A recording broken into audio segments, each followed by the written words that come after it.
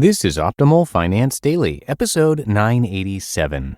What is your cash savings hierarchy? By Harry Stout of financialverse.com. And I am Dan, I'm your host, and this is where I read to you each and every day, 7 days a week, from some of the best blogs in the world. And if you have any ideas for us for future shows, please do come and share those. We love to hear from you. You can send your topic requests via oldpodcast.com. That's oldpodcast.com. Now, before we get to our post today, if you have a business or if you know someone who does, you probably know that small business owners wear a lot of hats. Now, some of those hats are totally great, but some, like filing taxes and running payroll, for example, not so great. And that's where Gusto comes in. Gusto makes payroll, taxes, and HR actually easy for small businesses. Fast, simple payroll processing, benefits, and simple management tools all in one place. Gusto automatically pays and files your federal, state, and local taxes so you don't have to worry about it. Plus, they make it easy to add on health benefits and even 401ks for your team. Those old-school, clunky payroll providers just weren't built for the way modern small businesses work. But Gusto is. Better yet, now's the time to get set up for the new year. So don't wait. Listeners get 3 months free when they run their first payroll. Try a demo and see for yourself at gusto.com/OFD. That's gusto.com/OFD. And with that, let's get right to today's post as we start optimizing your life. What is your cash savings hierarchy? By Harry Stout of financialverse.com. As I wrote in the Financial Verse, A Common Sense Approach for Your Money, there are 10 must-dos to manage your financial life. One of those is to have a cash budget. If you can't measure your net cash position each month, you can't manage it. A question I often get is, once I have a budget in place and I find my cash inflow exceeds my outflow, what do I do with this extra money? Where should I put it? Should I put more into my 401k first, or should I pay off a loan? I'm confused. What should I do? Based on my experience, I have developed what I call the cash savings hierarchy for your consideration. In presenting the cash savings hierarchy, I have tried to come up with a simple approach to a very personal decision process. After you are able to comfortably pay your living expenses each month, including basic insurance coverages like auto, home, and life, and minimum debt service, and can see that you have extra cash in your checking account, you are ready to implement the cash savings hierarchy. It is a rational process with the following steps. 1. Establish an online savings account. Online accounts typically pay higher rates of interest on your savings than offerings from the brick-and-mortar banks and are easy to withdraw money from when you need it. Use this account to begin to accumulate your excess cash and segregate it from your checking account cash so that you're not tempted to spend the money. One way to do this is to set up regular transfers from your checking account to the online savings account.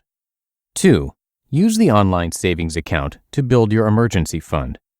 Remember, as was discussed in the Financial Verse, you need to create a fund of the greater of $10,000 or 6 months of basic living expenses. Keeping your emergency fund in an account that you can draw on quickly if needed should give you peace of mind. 3. I know that once your emergency fund is fully funded, the questions of whether you should repay debt or accumulate cash for the purchase of a home will arise. Accelerating debt payments as the first action would be my personal choice. Being free of the negative impact on debt payments is as liberating a financial event as any other. Take a look at the work of Dave Ramsey and his books in this area to help you on this journey. As far as the action to purchase a home, there is no easy answer as to whether this is the right thing to do. In certain regions of the country, it's better to own versus rent your home, while in other areas, purchasing a home is almost impossible or not economically viable. You will need to speak with a real estate and financial professional to determine what is the best course of action in your area. 4. Your next step should be to begin to fund your 401k plan if one is available to you to secure the full employer contribution. Remember, the sooner you start saving, the greater impact it'll have on your retirement. Many people miss out on using the 401k plan offered by their employer and the employer matching contribution that's offered. Most employers match your contributions up to a certain level. Per a recent report from Fidelity Investments, the average employer matches contributions up to 4.7% of your salary in 2019.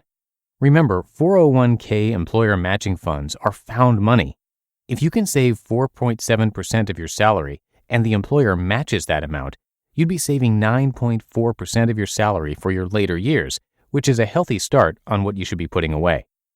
5. After you are contributing enough to your 401k to earn the full employer matching contribution, I would then look to take the excess and fund one of 3 choices depending upon your individual situation. These choices would be cash value life insurance with the goal of accumulating funds for later in life and creating permanent life insurance coverage, setting up a health savings account or HSA if you qualify based on the type of health insurance you have.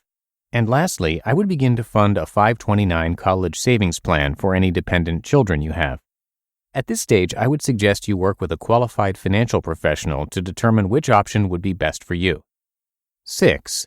If you still have cash left after fully funding steps 1 through 5, I would then meet with an investment professional to develop a plan to begin to invest for the future as agreed with the professional. A qualified financial professional can work with you to determine what investments best meet your risk and return needs. Summary: generating more cash inflow versus outflow each month is a key milestone in the financial verse. Once you do, you're able to focus on putting cash into your emergency fund, paying off debt, and investing for your later years. There is no one way to accomplish this, and you will need to decide what is best for you from both a financial and psychological standpoint. The Financial Verse Cash Savings Hierarchy provides you with a framework to use. Remember, you need to save at least 10% to 15% of your annual income to be able to pay for the expected costs of your life expectancy. Deciding on an approach and sticking to it are the keys to success in saving money for all your needs. You just listened to the post titled, "What is Your Cash Savings Hierarchy?" by Harry Stout of financialverse.com. And don't forget, Gusto offers modern, easy payroll and benefits to small businesses across the country. They were even named Best Online Payroll by PC Mag. Get 3 months free when you run your first payroll at gusto.com/OFD. And don't wait, now's the best time to get set up for 2020. That's gusto.com/OFD. And that's it for today. Thank you so much for listening. Hope you have a great start to your weekend. And I'm going to be back with you tomorrow as usual. That's where your optimal life awaits.